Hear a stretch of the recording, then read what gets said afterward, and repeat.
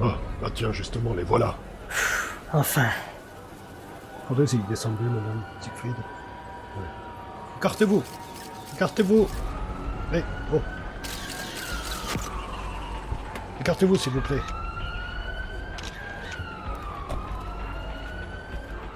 Bon. Allons-y, entrons au Poirot et installons-nous. Oui, vous avez raison, Jap. Allons-y.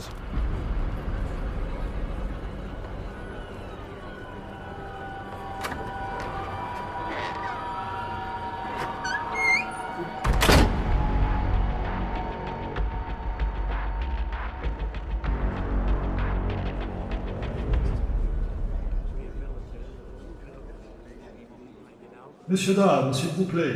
S'il vous plaît. Silence. Je vous demande à tous de gagner vos places au plus vite. Le procès va commencer. Veuillez rester debout pour l'entrée de la cour.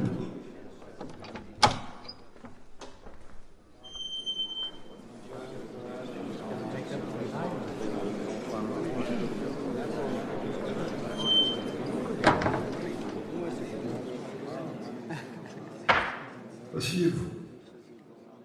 Monsieur le procureur, veuillez nous énoncer l'affaire, je vous prie.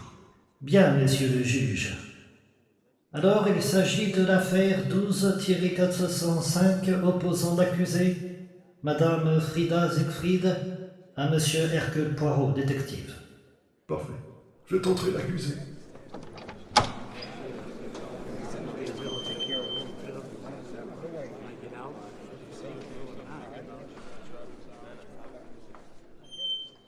Madame Frida Siegfried, veuillez rester debout pour entendre les chefs d'accusation.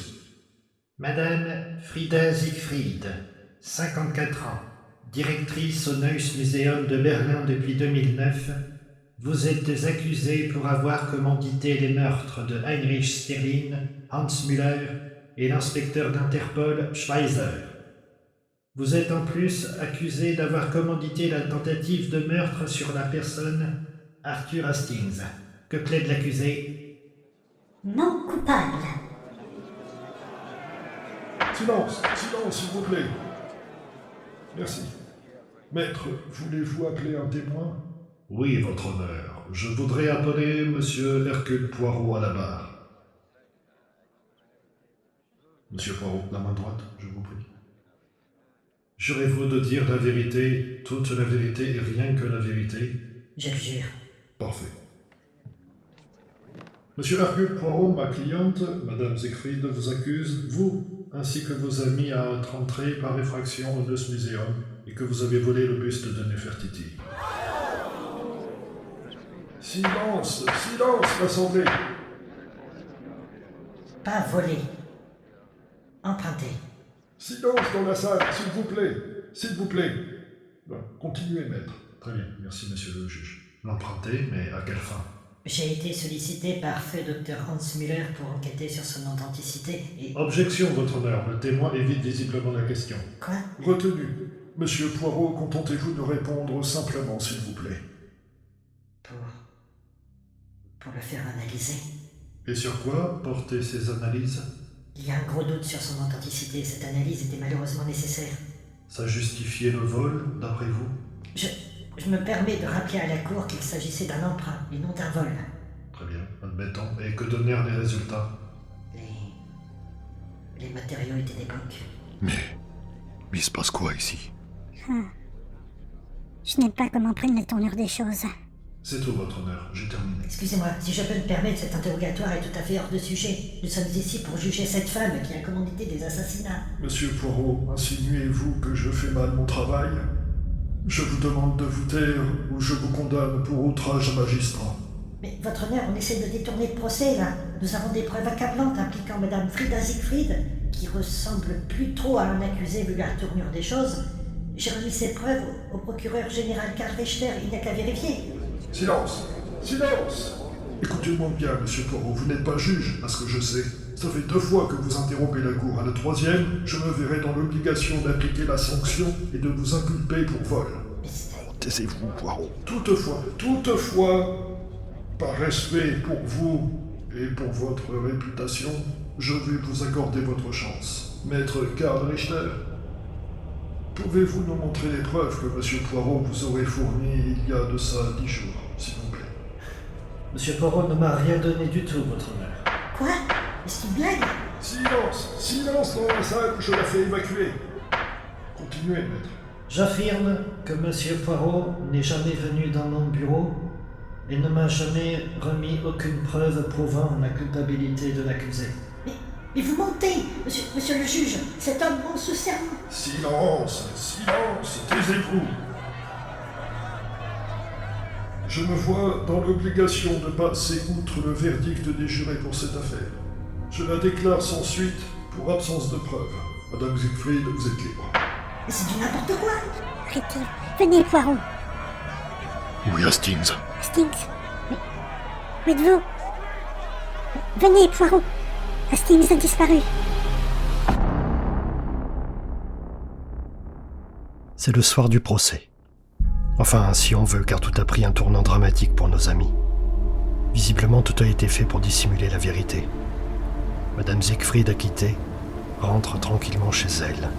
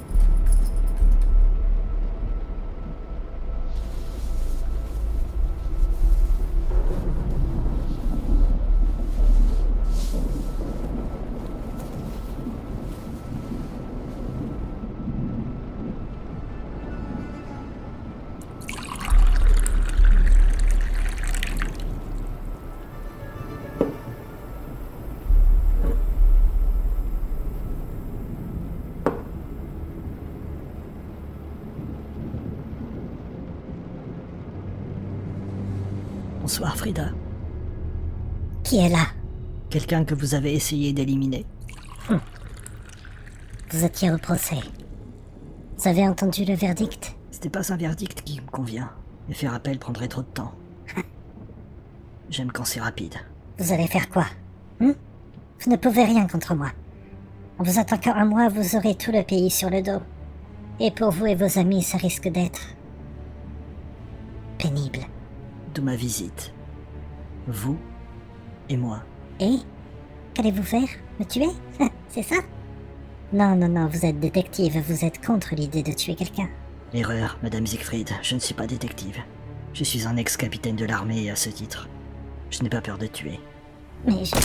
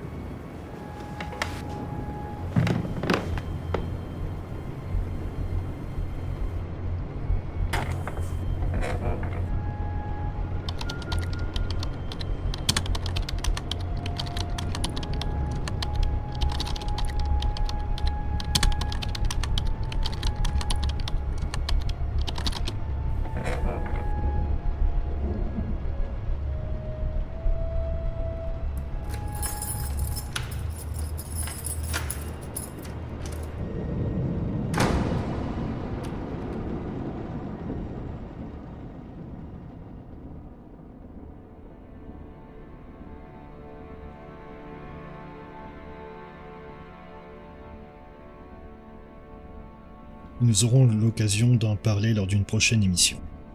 Berlin maintenant, nous apprenons que Madame Frida Siegfried, directrice au Neues Museum de Berlin, a été retrouvée morte chez elle, tuée d'une balle de pistolet que nous avons retrouvée au pied de son cadavre. Rejoignons notre reporter spécial, notre journaliste d'investigation, John Arpenter. Bonjour Jimmy, bonjour à tous. Oui, je suis ici en direct de Berlin où j'ai pu rencontrer le chef de la police, le commissaire Fromme. Apparemment, la victime se serait suicidée. D'après la scientifique, le revolver retrouvé sur les lieux ne contenait qu'une seule balle. On a retrouvé également des empreintes sur l'arme du crime et sur le chargeur aussi, ce qui, selon la police, permet de justifier que c'est bien la victime qui a chargé ce pistolet. Avez-vous d'autres détails? La victime a-t-elle laissé Tout à un fait. mot? Tout à fait, Jimmy, tout à fait. La victime a laissé une lettre rédigée sur son ordinateur où elle reconnaît avoir commandité les 3 meurtres énoncés lors de son procès. Et affirme également, et ça c'est un gros scoop, que le fameux buste de Nefertiti conservé au Neues Museum est un faux datant de 1911. Exactement. Exécuté par un certain Paolo Dingli sous les ordres de son découvreur Ludwig Borchardt. Une hypothèse a été toutefois établie que ce suicide serait un meurtre déguisé, mais aucune effraction ni aucune empreinte n'a été retrouvée, sauf celle de la victime, bien sûr. Ah oui, quand même. De plus, le conservateur du musée du Caire, Zahi Hawass, a demandé expressément que ce buste soit de nouveau transféré en Égypte pour une étude approfondie, mais Berlin refuse toujours pour le moment. On parle de retirer définitivement le buste du musée. Toutefois, en attendant, un épitaphe a été rajouté où il est écrit « Buste de Nefertiti, conçu par P. Dingley et L. Borchardt ». Hastings, suivez-moi s'il vous plaît. Quoi? Suivez-moi. Entrez et fermez la porte. Je vais vous poser la question une seule fois, et je veux une réponse claire, honnête, et surtout la vérité. Oui, allez-y. Avez-vous joué un rôle quelconque dans le suicide de Madame Siegfried? Non. Vous en êtes certain? Absolument. Il n'y a que trop de mensonges dans cette affaire. Et bien que la vérité ait fini par éclater, le résultat de cette enquête est pitoyable. Vous avez dit que la vérité ressurgira tôt ou tard, et bien voilà, c'est fait. Elle ne pouvait rester plus longtemps cachée. Peut-être avez-vous raison. Il y a eu trop de morts dans cette affaire, et vous-même avez failli perdre la vie, et c'est pour ça que votre réponse a beaucoup d'importance. Vous m'avez demandé, je vous ai répondu. Très bien. Rejoignons les autres. Cette affaire Alors, où étiez-vous? Juste un petit détail à éclaircir. Nous sommes rejoints ici sur le écoutez, plateau par le Poirot. professeur Barouli, qui reste malgré tout un fervent défenseur de l'authenticité du buste. Oui, en effet, cette déclaration soi-disant faite par Madame Siegfried ne remet en aucun cas le fait qu'il soit d'époque amarnienne.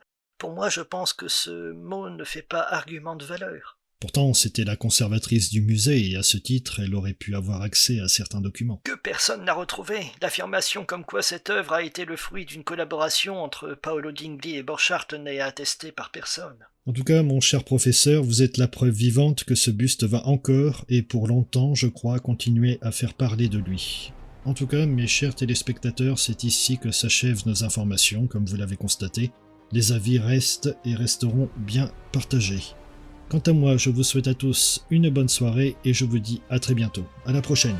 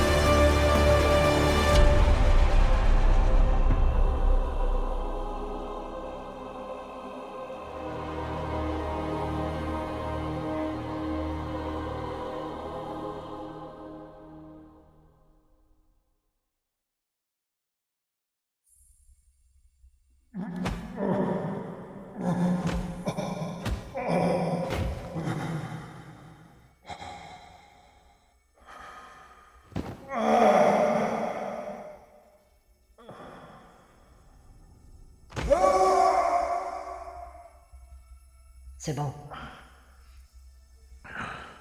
Alors, monsieur Brixter, vous êtes enfin décidé à parler? Je vous ai dit tout ce que je savais.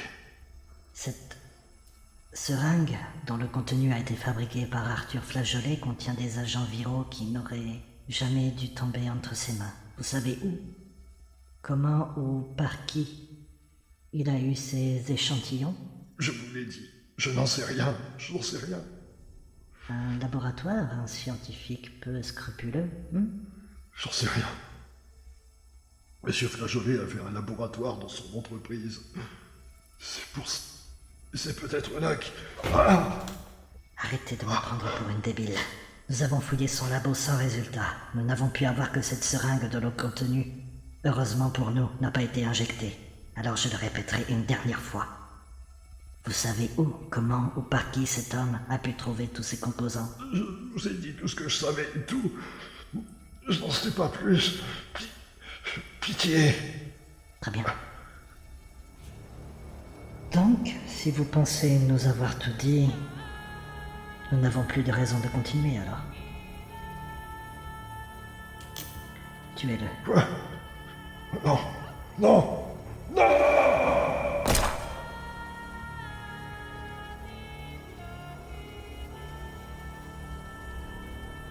Alors, Madame la Présidente, que faisons-nous maintenant? On va appliquer notre plan. Et... votre terrain de jeu?